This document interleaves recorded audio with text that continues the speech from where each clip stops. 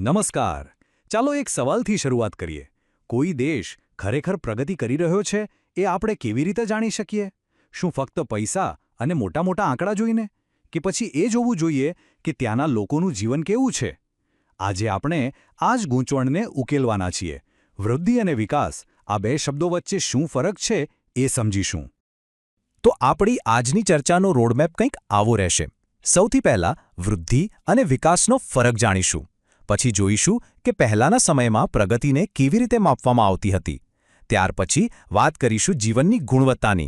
અને પછી આવશે માનવ વિકાસ સૂચકાંક, જે આજની સૌથી આધુનિક પદ્ધતિ છે. અને છેલ્લે આપણે એ સમજવાની કોશિશ કરીશું કે પ્રગતિનો સાચો મતલબ શું છે. તો ચાલો સીધા મુદ્દા પર આવીએ. વૃદ્ધિ અને વિકાસ. શું આ બંને એક જ સિક્કાની બે બાજુ છે? કારણ કે આપણે તો રોજબરોજની વાતચીતમાં આ શબ્દોને આમ તેમ વાપરી નાખીએ છીએ. પણ અર્થશાસ્ત્રમાં આ બંને વચ્ચે મોટો તફાવત છે.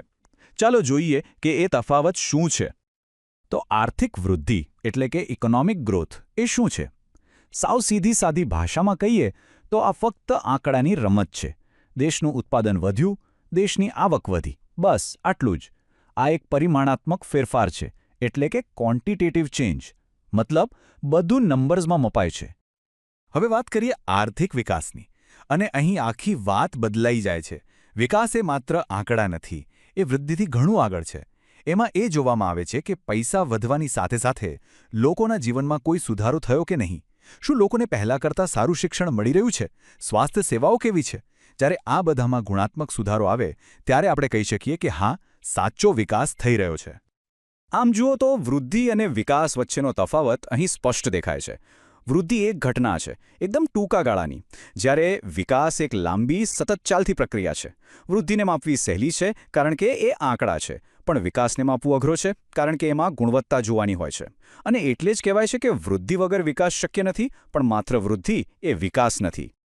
સારું, તો હવે સવાલ એ થાય કે વર્ષોથી આપણે પ્રગતિને માપતા કેવી રીતે આવ્યા છીએ? શરૂઆતમાં બધો આધાર પૈસા પર હતો. આવક વધી, મતલબ દેશ આગળ વધ્યો. ચાલો આ જૂના માપદંડોને જરા નજીકથી જોઈએ અને સમજીએ કે તેમાં શું તકલીફ હતી. સૌથી પહેલો અને સૌથી સીધો સાદો આઈડિયા હતો રાષ્ટ્રીય આવક. વિચાર એકદમ સિમ્પલ હતો. જો દેશની ટોટલ ઇન્કમ એટલે કે રાષ્ટ્રીય આવક વધી રહી છે તો બસ દેશ વિકાસ કરી રહ્યો છે. અને આ માપદંડ લાંબા સમય સુધી ચલણમાં રહ્યો. જરા આ 2014ના આંકડા પર નજર કરીએ. અહીં જુઓ, ભારત અને ચીનનો ગ્રોથ રેટ 7.5% છે, જ્યારે અમેરિકા અને નોર્વે જેવા વિકસિત દેશોનો ઘણો ઓછો છે. તો શું આનો મતલબ એવો થાય કે ભારત અને ચીન વધુ વિકસિત છે? પહેલી નજરે તો એવું જ લાગે, બરાબર ને? પણ અહીં એક બહુ મોટી વાત આપણે ભૂલી રહ્યા છીએ. અને એ વાત છે વસ્તી. રાષ્ટ્રીય આવક તમને એ તો બતાવે છે કે દેશ કેટલું કમાય છે, પણ એ નથી બતાવતી કે કમાણી કેટલા લોકો વચ્ચે વહેંચાઈ રહી છે. આ તો એના જેવું થયું કે બે પરિવાર છે, બંને મહિને 1 લાખ રૂપિયા કમાય છે, પણ એક પરિવારમાં 2 જ લોકો છે અને બીજામાં 10. શું બંનેનું જીવન ધોરણ સરખું હોઈ શકે? ક્યારેય નહીં. બસ આ જ સમસ્યા રાષ્ટ્રીય આવકના માપદંડ સાથે હતી. તો આ વસ્તીવાળી સમસ્યાને ઉકેલવા માટે એક નવું સાધન આવ્યું, માથાદીઠ આવક એટલે કે પર કેપિટા ઇન્કમ. આનો ફોર્મ્યુલા એકદમ સરળ છે. દેશની કુલ આવકને દેશની કુલ વસ્તીથી ભાગી દો એટલે તમને સરેરાશ એક વ્યક્તિ કેટલું કમાય છે એનો આંકડો મળી જાય. અને જેવું જ આપણે માથાદીઠ આવક પર નજર નાખીએ છીએ, આખી ગેમ જ બદલાઈ જાય છે. હવે જુઓ, 2014માં નોર્વેની માથાદીઠ આવક ભારત કરતાં લગભગ 12 ગણી વધારે હતી. હવે ચિત્ર થોડું સ્પષ્ટ થયું ને? આનાથી આપણને દેશોના જીવન ધોરણ વિશે થોડો સાચો અંદાજ આવે છે. પણ અહીં પણ એક મોટો પણ છે. શું સરેરાશ આવક વધી એનું મતલબ એ છે કે દેશમાં રહેતા દરેક વ્યક્તિનું જીવન સુધરી ગયું? શું એવરેજ હંમેશા સાચી હકીકત બતાવે છે? અને આનો સીધો જવાબ છે ના.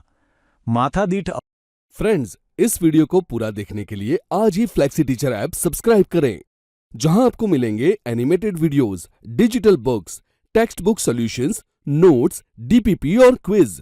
और हाँ, flexi teacher app mobile, TV और कंप्यूटर पर अवेलेबल है. और अगर आपके पास इंटरनेट नहीं है तो तुरंत ऑफलाइन सेट टॉप बॉक्स के लिए संपर्क करें. Flexi teacher, the one you needed.